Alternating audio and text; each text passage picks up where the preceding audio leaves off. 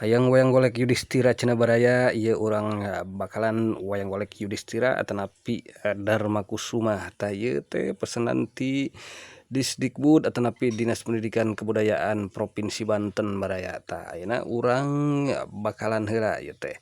Ieu kayuna lumayan ageng didamel 2 mun dibeulah henteu mahi di cieun hiji gede teuing tapi tiasa dicieun engke pikeun leungeun kitu.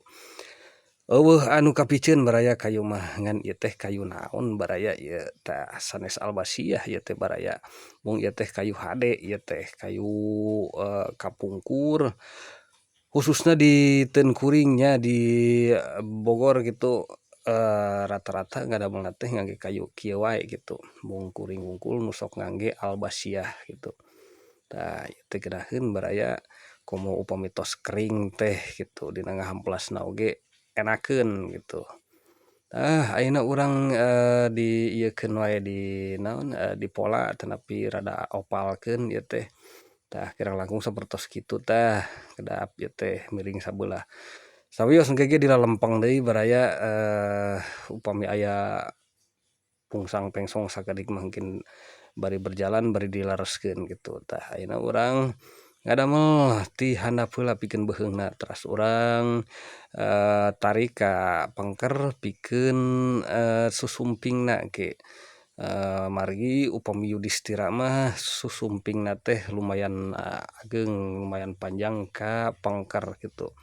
Tah ayeuna urang damel pikeun sigerna ieu teh. Tong hilap dicoretan heula diukur heula gitu ngangge penjarian tah. Da kitu baraya upami wayang pengrajin wayang mah ngukurna teh ngangge penjarian baraya aya nu satunjuk, aya anu sajengkal, aya anu sakumaha nya satengah jari, jari tengah gitu jempol jeung jari tengah teh dibentangkeun gitu tah. Keke ieu teh hujan baraya urang benahan heula tuh hujan tuh teu kuring oge di Bogor mah. Urang nungguan heula saatosna beres hujan urang lanjutkeun tah kieu.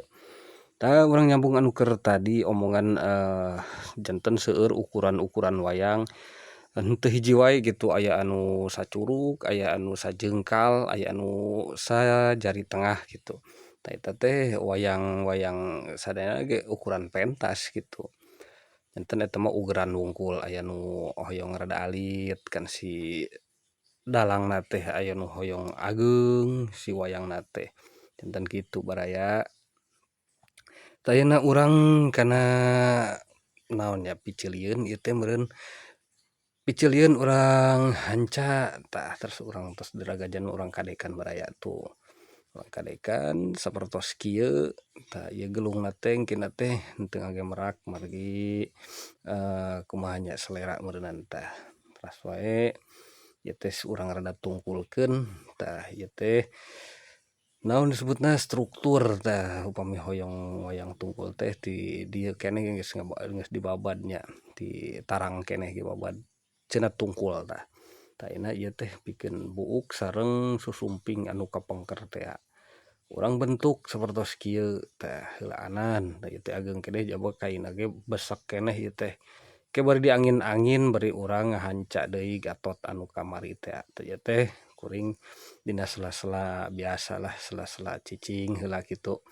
Reureuh kadang-kadang urang mood teh jol leungit we mood teh jol goreng we janten urang kudah pindah-pindah mun siasatina urang ngahanca deui anu sanes janten kitu itu kacabak ieu kacabak kitu tah. Upami mood keur goreng ulah sok maksakeun baraya reureuh heula we reureuh heula mun teu ngahanca anu sanes kitu tah baraya.